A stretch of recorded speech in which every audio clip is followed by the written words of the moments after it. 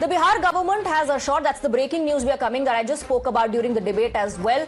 The Bihar government has assured no punitive or legal action will be taken against those who participated in the NEET UG protest before 6 p.m. on the 26th of July. And it will withdraw FIRs and notices, release detained persons and refrain from future action in those cases. Something that the CJP is demanding in the national capital. We are going to in fact ask some uncomfortable questions about the problematic side of this Gen Z protest as well. Let there be no confusion. We stand firmly with every peaceful student who fought for a cleaner, fairer education system. They forced the government to listen. They forced accountability, and they deserve every bit of credit for that. But does it justify every method? Can abusing the Prime Minister be called free speech? Can attacking journalists and men in uniform be defended as democratic dissent? Tonight, that question gets sharper still. Delhi police sources say that nearly 2,900 men with criminal antecedents were present in and around the protest site between July 20th and July 25th. Nearly 1,000 of them allegedly are history sheeters. As per police sources, over 100 of them face murder charges. 62 face attempt to murder charges. 61 face rape allegations. So can the demand for justice and accountability be selective? That's the question we are asking. Let's open up the debate. Let's go across to our guests.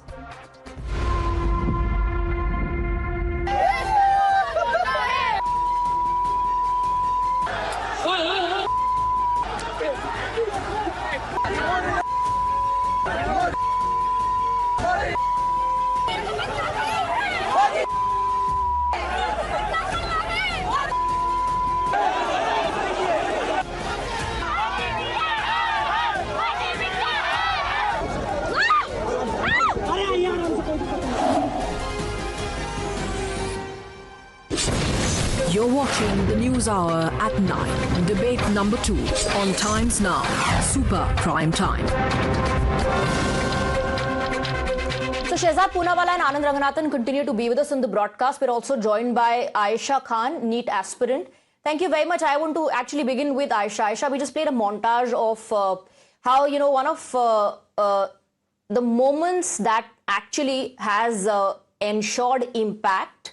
The protest of the Gen Z or the CJP or the students has shown us some action on ground in terms of the resignation of the education minister. My question is, did some protesters lose the plot and the purpose of the protest that was to seek accountability and turned into a protest that was all about filthiest of the abuses for the Prime Minister?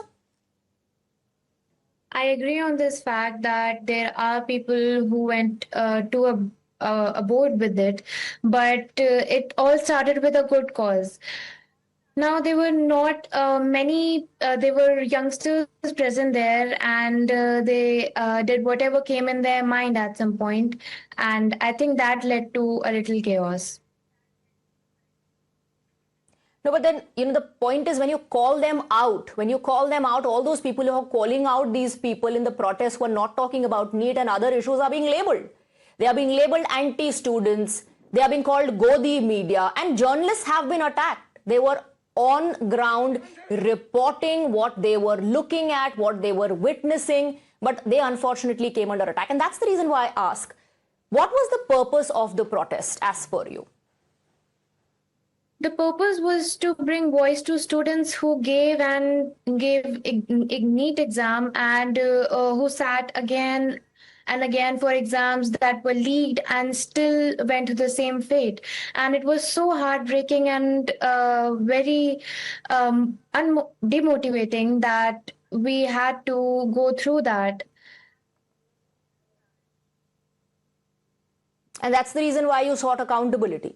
Anish Gawande also joins us on the broadcast now. Anish, I was just asking Aisha that if the purpose of this entire protest was to seek accountability, how did it turn into attacking the journalists? How did it turn into attacking the Prime Minister? And I'm not saying criticism is bad. Yes, you go ahead, criticize the Prime Minister how much ever you want. You've elected him. You have every right to criticize him. But abuses for the Prime Minister, some words and certain slogans that I can't even say on national television, has that not discredited the movement and the protest to a great extent?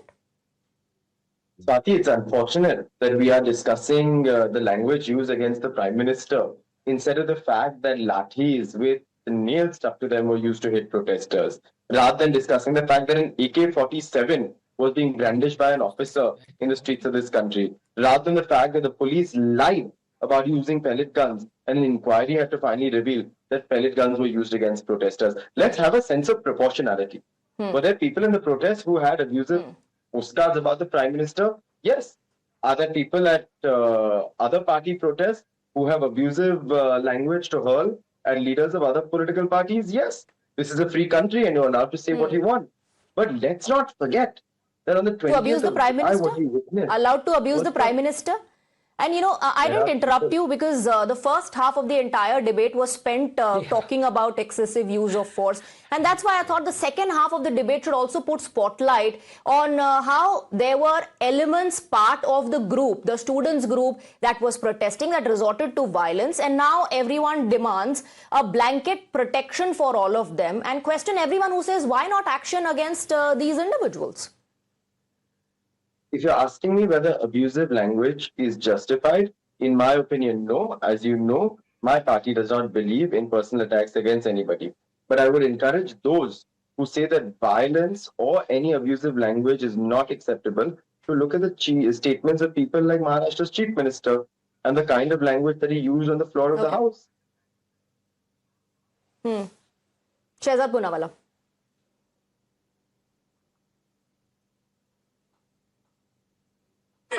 Yes, Mr. Poonawalla. I just took your name. Go ahead.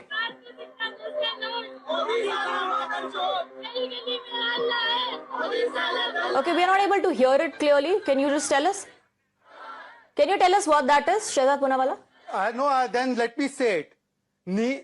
Yes. देश नीम का पत्ता कड़वा है, मोदी देश का dash है. Please do not interrupt me now, Mr. Anish Gawande. And nobody will interrupt me. Modi dash dash dash dash MCBC. These are also, by the way, abuses directed at a particular gender. Modi desh ka dash hai, and it is a word used for a pimp. Modi is a MC. Modi is a BC. Modi is this, Modi is that. Parliament ukhaad denge. I want to ask Mr. Anish Gawande that which freedom of speech allows you to say Parliament ukhaad denge?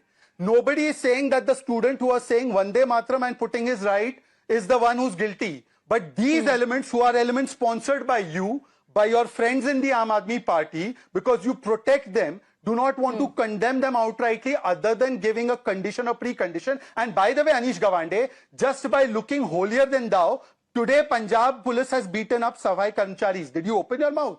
Punjab police beat up the paper leak aspirants who were suffering from the paper leak. Did you open your mouth? Selective One second, Swati, please let me continue. Okay. HCU students were beaten black and blue by No, Shehzad, I don't have said, time. I have to wrap up, so I just want... his mouth. Please do not interrupt me, Swati. Let me... All right. Selective outrage. Shehzad, I have to wrap up the show. I want to go across to Dr. Ranganathan very quickly and take his closing comments. I also pointed out, Dr. Ranganathan, 2,900 men with criminal antecedents. This is what Delhi police sources are saying. But the kind of precedent that has been set after this protest is if you call out the criminals again, you'll be labeled something, a dangerous precedent.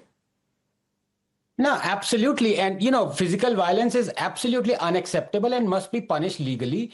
But I am a free speech absolutist, and I think, you know, for punishing somebody who is abusive, for me, it is not right.